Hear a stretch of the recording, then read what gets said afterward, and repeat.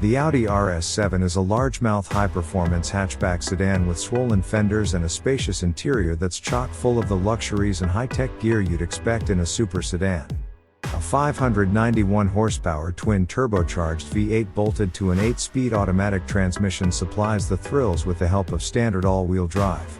The RS7 is nearly 5,000 pounds, but, thanks to its rear-wheel steering system and superb suspension, it feels surprisingly nimble for its size. If this much horsepower is too much horsepower, there's always the 444 horsepower S7, which we review separately. The RS7 is supremely comfortable and even extra practical, thanks to its hatchback body style. But while the RS7's swiftness puts it in league with such mega sedans as the BMW M5 Competition and Cadillac CT5V Blackwing, the experience behind the wheel is less visceral than in the Big Bimmer or Killer Caddy. Power comes from a brilliant twin-turbo 4.0-liter V8 that pairs with a 48-volt hybrid system, 8-speed automatic transmission, and quattro all-wheel drive. All this tech makes the RS7 heavier than the last generation model, which made as much as 605 horsepower. Still, with 591 horses and 590 pound-feet of torque, the RS7 we tested rocketed to 60 miles per hour in just 3.0 seconds. Try the 617 horsepower BMW M5 Competition. It reaches 60 miles per hour in 2.8 ticks. The RS7 rides on an air suspension with adaptive settings for varying levels of stiffness.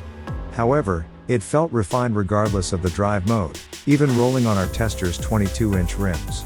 It's also rewarding to bend into corners thanks to the poised chassis and the added agility of its standard rear-wheel steering system.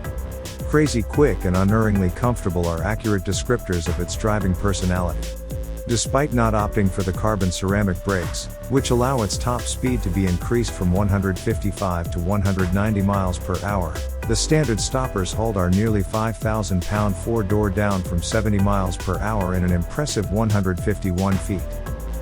While the RS model shares an interior design and passenger space with the regular A7, it also has some exclusive details and intriguing options. Of course, the sturdy build quality and upscale materials are immediately recognizable.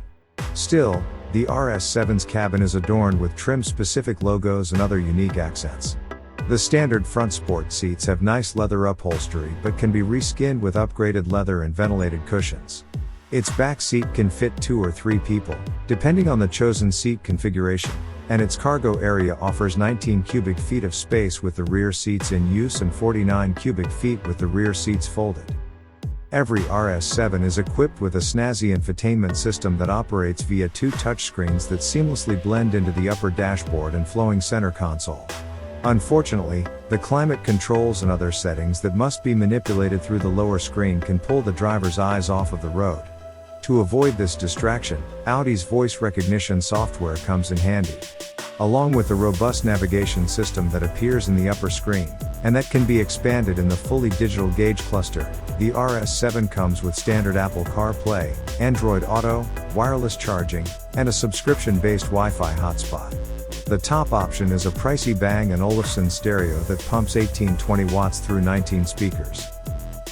The RST's digital instrument cluster is a big step up over the 90s style analog cluster the current gen Tahoe and Suburban debuted with, and the 10.2-inch infotainment system with wireless Apple CarPlay and Android Auto connected quickly and automatically. The only issue was that every time after the Tahoe started, the music streaming from Apple CarPlay would cut out for a couple of seconds before resuming. Other than that, CarPlay and the infotainment system work smoothly. Generally speaking, there's plenty of room in the RST's cabin regardless of row, tons of space to place your belongings, and enough cup holders for everyone on board. Materials quality is also up to par with the competition, save the leather on the seats, which felt a bit on the rough side. And in the rare case you need more space, there's always the bigger Suburban.